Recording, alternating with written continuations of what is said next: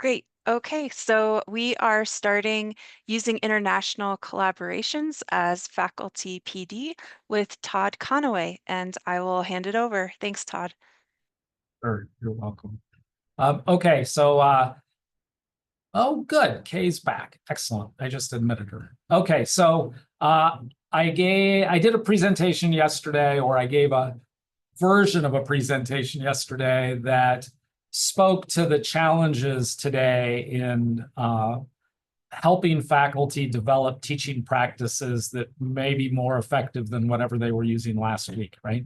That might be trick Canvas skills in Canvas. It could be active learning. It could be international collaborations. It could be, meaningful, authentic testing practices or an overview of high impact practices or whatever.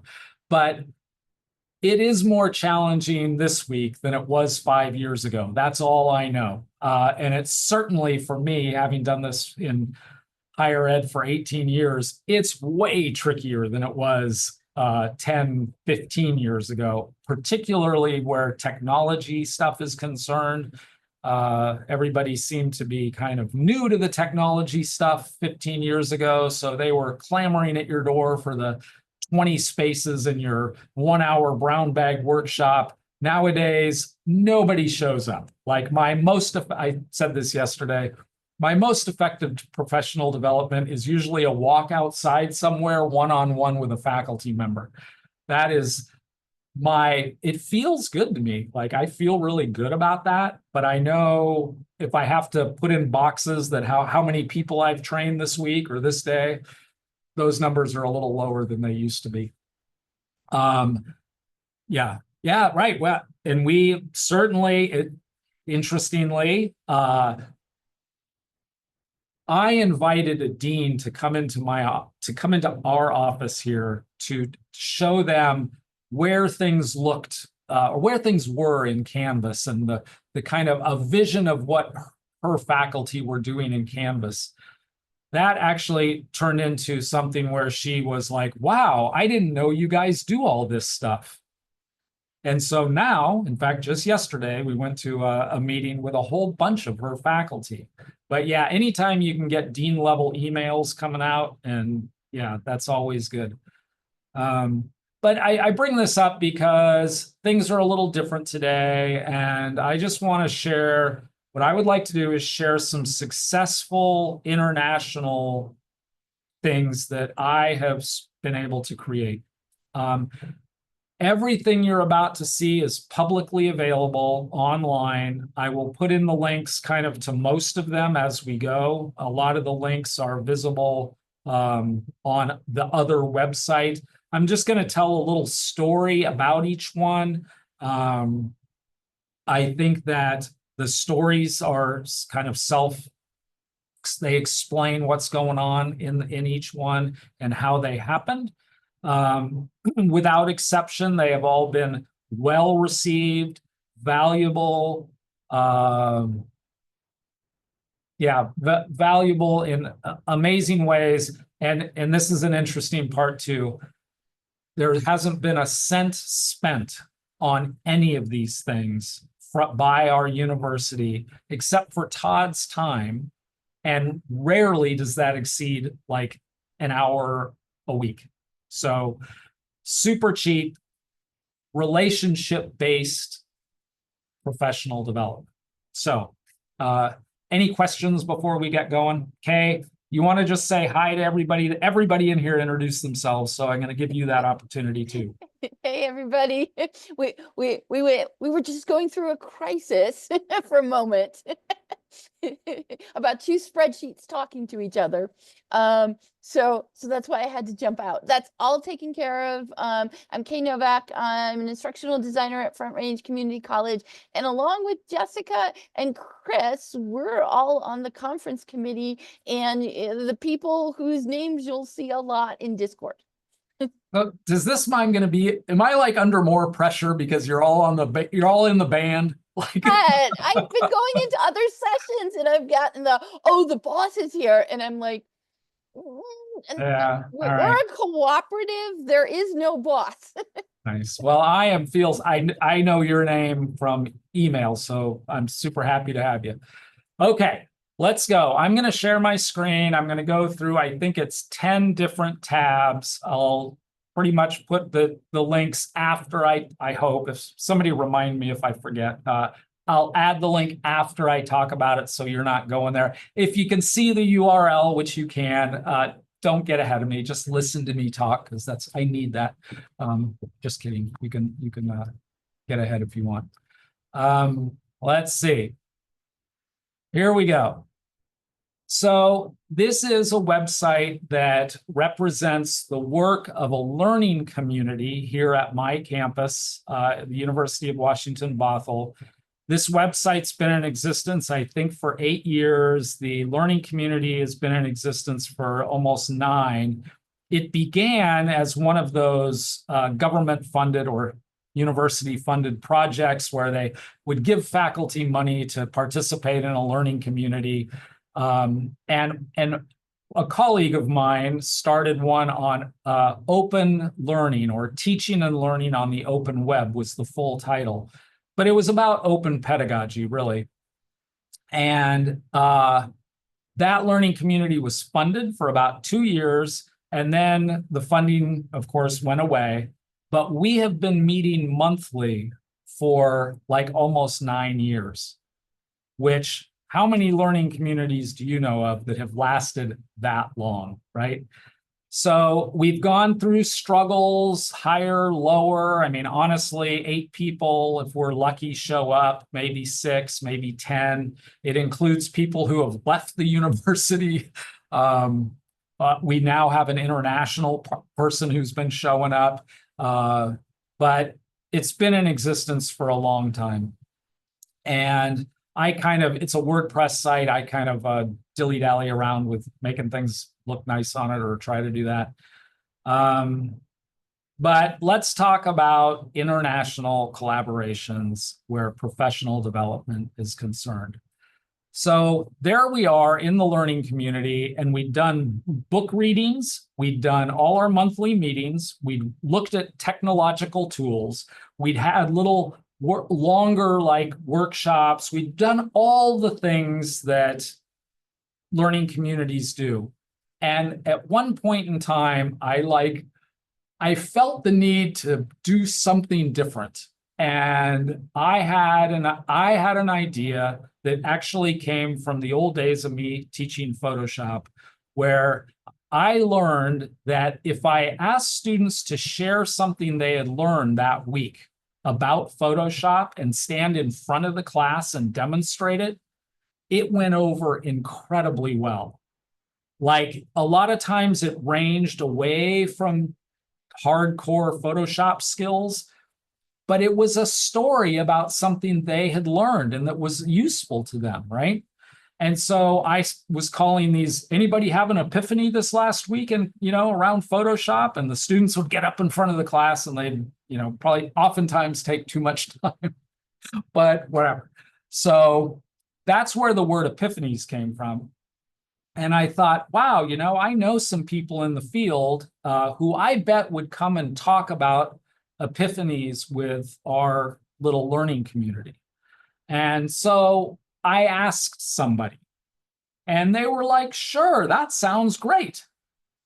And they showed up. They said things for, talked about for, I don't know, for a half an hour, 35 minutes or whatever it was. And then we had this great conversation after that. And that was the beginning of kind of something different in this space. And that led to me, one day I asked a woman named Bonnie Stewart, who works at the University of Windsor, if she would come and share with this group some epiphany. And she said, oh, I can't, but my husband might. And her husband is a guy named Dave Cormier. So Dave wrote this book. And it's super true to my heart. Especially the community is the curriculum, because that's sort of what we've been doing in this little learning community. Our community was what we were learning, right? It was the relationships with these people that we were really learning about. And So when she said Dave could, I'm like, wow, that's a great opportunity. I'll ask him. And he said yes. And then I thought, well, how could I broaden that event? So I thought, well, maybe if some of the people from his department or his world over there shared, a couple of them shared stories and he shared a story, I could get a couple faculty here to share a story. And so I went from just Dave or just Bonnie talking to my group to like, what if there were like 3 people from the University of Windsor and 3 people from the University of Washington, and we all shared our stories? Well, Dave runs this group over in the University of Windsor. It's all about open learning, so it fit perfectly with our group. And what we ended up doing was this. So this is, I'm going to put this in the chat here real quick, or I'm not going to put it in there yet. I'm going to wait until I stop talking about it. So this is what we created. We said, okay, we're going to do this bigger event. Anybody can come and watch or listen. It's on Zoom. And I got 3 people from here, and Dave got 3 people from the University of Windsor. And we talked about various, and there were like stories about teaching and learning, right? Each page has, each page has a little blurb about who it is, and then a recording of that particular 20-minute session. But it was really successful. I mean, not only did the people in the room, which were, you know, as things are, kind of limited, but I feel like the model of this, I mean, again, no money exchanged hands, foolishly, and this is where I probably failed miserably, was I could have very easily purchased 10 of these books or 20 of these books for the people who came to the session and really sort of marketed it a little stronger that, you know, that way. But that would have cost money, and I have no budget. So it was all free. So I'm going to put that, this is that page, right? So that's one of the ways I reached out to people that, I mean, honestly, I do not know those people well. I know I've interacted with them in different spaces, but basically it was like, come help me tell a story to my faculty. And they did. And they would, I am sure they would do it again if I asked. So the next one comes from, do you remember Twitter? Well, a couple of years ago, like I quit Twitter. But before I did that, right before I did that, I bumped into a link on Twitter that went to an article that had creative teaching or creative something in higher education. And yeah, I'm on Mastodon now. Okay, so that's, I don't know. I don't even know anymore. But I bumped into this person's name, and she worked at the University of Glasgow. Never met her before. However, I did have a connection at the University of Glasgow. So this is like somebody I know out there in the Twitter world who I'm sort of connected to. And there's somebody that I guess that works with her somewhere at that university. So I sent an email to my connection or direct message them or something and said, hey, do you know this person? And they're like, oh yeah, I work with them all the time. And I'm like, well, you think they would join in some kind of event for my teaching and learning group, you know? And she said, oh, send them an email. So I sent this person I had never met before an email that said, hey, I really love the idea of creative teaching and creative pedagogies. You want to meet and talk about that? Again, zero connection to this person in like any way. And she said, sure. And within an hour of our Zoom meeting, we had decided that we might be able to do a 1 month-long writing event during the ACRIMO, or the National Writing Month, which is in November usually. And that we might be able to get some of faculty from here and some faculty from over there to work together to write about creative teaching, right? Or creative pedagogies. This was in like March, I think, when I first made that connection. By the summer, we had enough thought going that we were like, okay, we'll send this out to our faculty and see who we can get to sign up. And we had, I think, over almost 30 people sign up between the two schools. As it ended up, about I think 9 from here and 9 from there actually spent the whole month of November working together in various ways. And this is what we created. So I'll put this in the chat in 1 second. I just want to kind of show you what it is. So it's just another Google site, but it's kind of the teaching and learning community, the University of Glasgow. Pretty cool. That place has been around since 1451, right? Like, isn't that amazing? But there's a little page about how we started, right? So this kind of explains more or less what I just said. Here's some early, like, initial things that we did. And here are all the different topics that the people wrote about in that community or in that month. Here's all the people who participated, right? So super cool. I mean, it was really amazing. If you read the reflections, I mean, we're doing it again this year. That probably says enough. But here's the reflections from different people who participated. And then Natalie and I did a couple conference sessions earlier this year where we were like, this is a good idea. You can do this too. So we created a page that has some sort of simple ideas about how we organized it, the tools we used, and things we learned. So that's the site. This was just brilliant. I mean, it really worked incredibly well.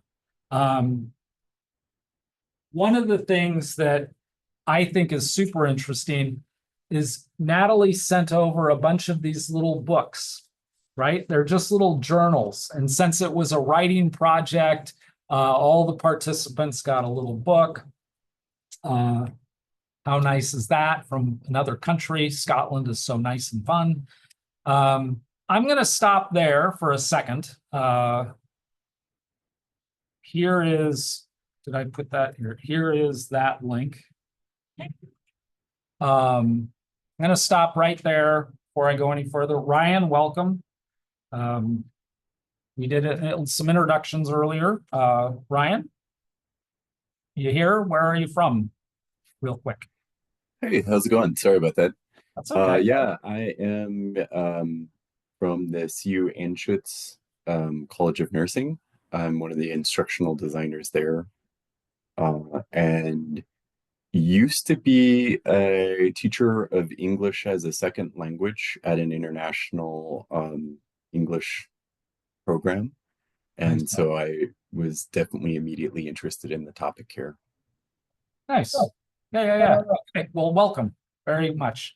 I think there may have been a link up here that was there before you joined. I can't remember. Nope, I don't think so. Okay.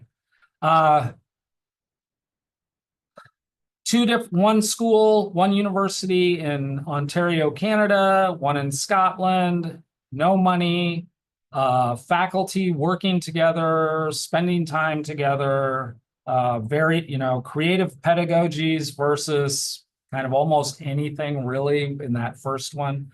Any questions about either of those, or like whys or hows? Yes, Jessica George. I'm going to ask a question as a moderator, but I'm really curious about the dynamics of creating a community of practice or a learning community within the confines of like an institutional bureaucracy versus what it appears that you're kind of doing, kind of like a ad hoc I don't know, like instructor designer initiated, cooperative, I'll borrow Kay's word. But I'm just like curious about how that works. Did you just kind of you're just motivated by these ideas and you're just gonna like go and do it and see what happens, versus like having to get permission, things like that. And I was just curious if you could, if that has come up at all, and how you navigate those things. I believe we learn a lot from one another. We learn content, like the stuff that's in the PDF you're reading or the stuff that's in the video you're supposed to watch and take a test on Friday. We learn some of that too, but we learn amazing human life skills when we're inspired by others or in groups with others. So I would say I try to leverage that because I know the amazing people I work with love to hear. Like, I try to get out of the game completely. Like, all the best things I've ever done in professional development were done by other faculty that I have known and worked with, right? This isn't part of this presentation, but this is just so funny when I look at this. I used this as an example yesterday. In Arizona in 2013, I realized that you couldn't see any of the thoughts about teaching and learning from any of our faculty anywhere on the internet. And that made me sad because I knew they were amazing and I knew they had something to say, right? So I dared them, literally challenged them to write about teaching and learning. And we did this thing called the 9x9x25. Basically, I said, I dare you to write 25 sentences each week for 9 weeks about teaching and learning. And I dare you to put it on a blog, and we're going to do some tricky stuff and feed it into this thing. This is amazing. This is the printed version. This is what the faculty in 2019 wrote about teaching and learning.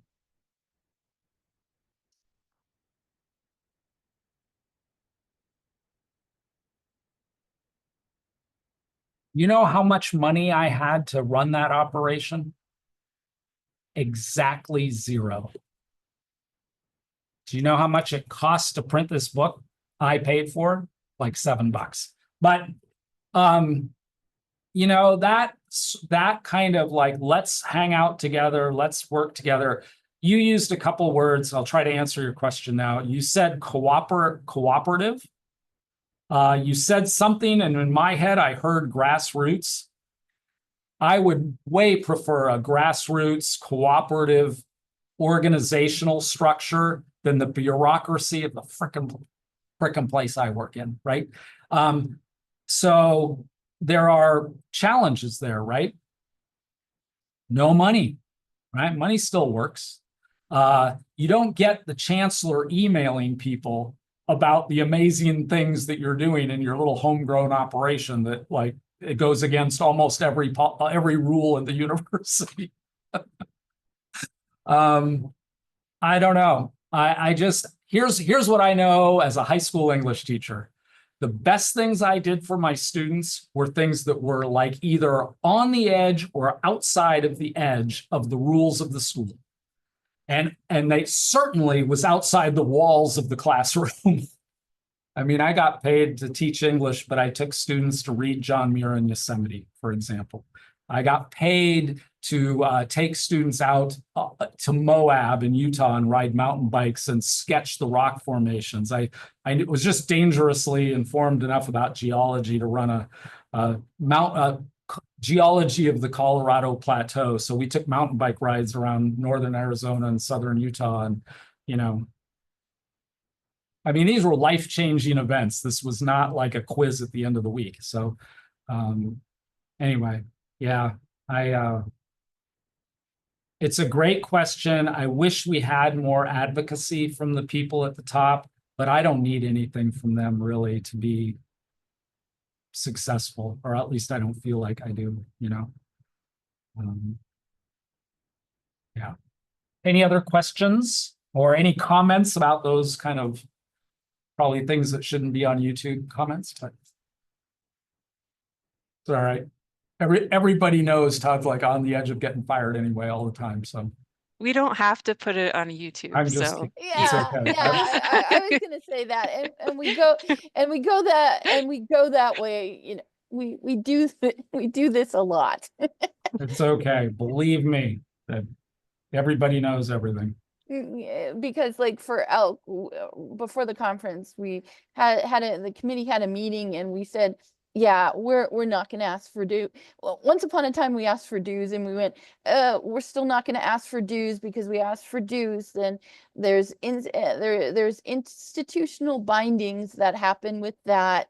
We want to continue like this. We want to say what we want.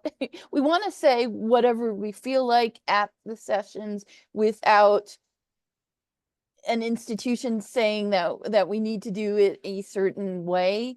So we're you know, we're staying independent and poor. That's our I know, I mean, so we'll have these every year, and we think it's important, especially with the climate now, to keep having these, but we'll be independent and poor. I love it. Well, I'll tell you what, as a act of solidarity, I'll happily help with whatever I can, whenever I can, even though I don't live in Colorado. So, Come again next year. yeah. Oh, Put yeah. in sessions.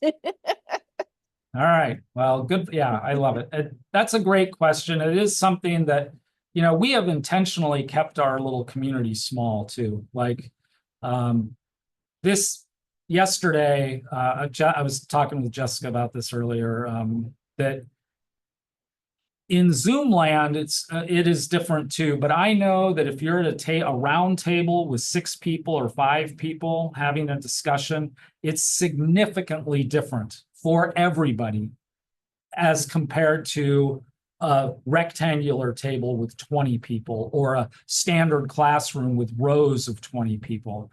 The whole experience is different. And I think it's important to observe that. And for me, if I had my choice, I would rather have 6 people sitting at a round table than 20 people sitting in rows, right? And I know that it's not an either or thing, but I can't, it's those small things we're going to change the world with, not some the one event that will make you know everything, right? So yeah, as long as I can kind of navigate that and keep going, I'm happy.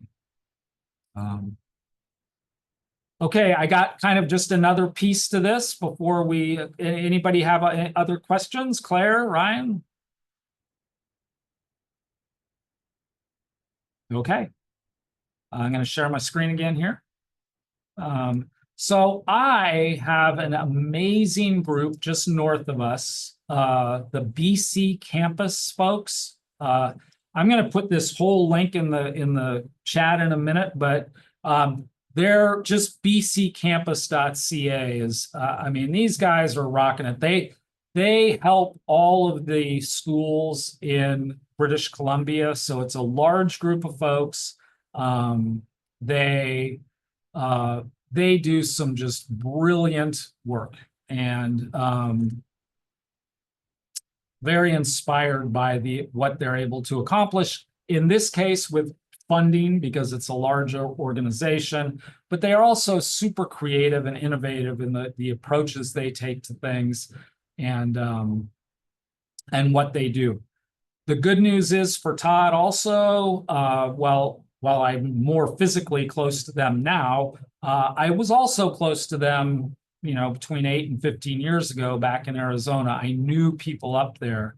And this is a group that when it came down to like, who are we going to have say smart things to us? I looked into that space and I bumped into somebody that I have since learned to love, a guy named Terry Green. Does that guy sound familiar? So he's another instructional designer. Originally, he was from over in the western part of the Canadian provinces, but now he's more out in the middle. But it was kind of through the BC campus connections that I met Terry. And Terry was one of those people, one of those Canadians that I'm like, man, please come talk to our faculty about the work you do. Um, and he did. And so this again is if here's the list of those epiphanies. I think you can see this. We have a Canadian, Irish folks, guy from Ohio, one of our own faculty. Christina Hendricks is from University of British Columbia in Canada. Marina Roberts is an instructional designer from Canada. Yusuf is one of our faculty. Lisa Lane is a now retired California educator. University of Windsor, a bunch of people from Arizona. One of our faculty, Mike Caulfield, who at that time when he was here was from University of Washington down in Vancouver. Terry Green here. Claire Howell is from Alabama. Jim Groom was at that time still living in Italy, Arizona, and another East Coaster, Robin DeRosa. But this is a list of the people, many from out of this country, that have come to share ideas with us. And again, I mean, that's a pretty impressive list. Like those people, some of those people give like huge keynotes, like Robin DeRosa, she's like pretty well known in the field, right?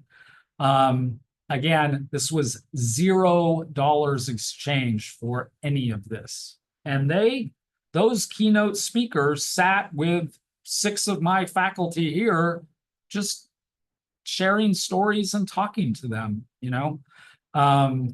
Jim Groom, who used to work at the University of Mary Washington before he founded Reclaim Hosting. I knew him kind of through the digital storytelling class that I've somehow been involved with for like 14 years. He came and shared his ideas with us. And I mean, when you're talking about open pedagogy, he is certainly one of the brightest stars out there in that work. Yeah, so international connections, lots of them were just edupunk, yeah, right. I mean, I feel lucky that I bumped into these people, but I didn't know anybody at one point, right? So you got to start where you are and meet people and be willing. I think the best example was Natalie in the University of Glasgow. Like I literally had never met her. And I just sent her an email and said, hey, I love this work. I love this idea. You want to talk? And through this miracle of Zoom, which is often less than amazing, I don't know, it worked. And I feel like we accomplished great things. And that's good. So those are my stories. It is not institutionally supported like COIL in the examples I gave you. However, it was very much about the community that we are all in here as professional development people working at universities, trying to improve the experiences of the students that go here. So that's my story. Yeah. Any questions? Can I ask another question if no one else has a question? Do you notice like a through line across all of these educators across geography as far as their priorities and values concerning education and professional development, or are there like particular trends among like Canadian developers versus, I don't know, the UK, like as far as what's trending in places? You know, I'm going to put a link in here. This site is loading a little slower than I would like of late. I think my images on the homepage somehow have been too large, but I'm going to put this in here anyway. It does load in like 3 seconds, which is like forever in today's world, right? But I would say that the through line for me has been sharing, right? Just very simply sharing what you do. Show me your work. I'm currently teaching a graduate class in the School of Nursing here on pedagogy and technology, and I'm running the whole class out of a Google site. Everything is visible. All their portfolios, all the work they're doing is on Wix or WordPress or whatever they want, but everything is visible. And I just feel like that's, as a parent, too many days, the kids would come home with the worksheet, they'd show it to me, I'd go, great job, and I'd throw it in the trash. And at this point, technology is helpful in the sense that we can share who we are, what we do. As long as we're responsible and don't say things that get us fired. We have that whole list of new words No, right? for tomorrow.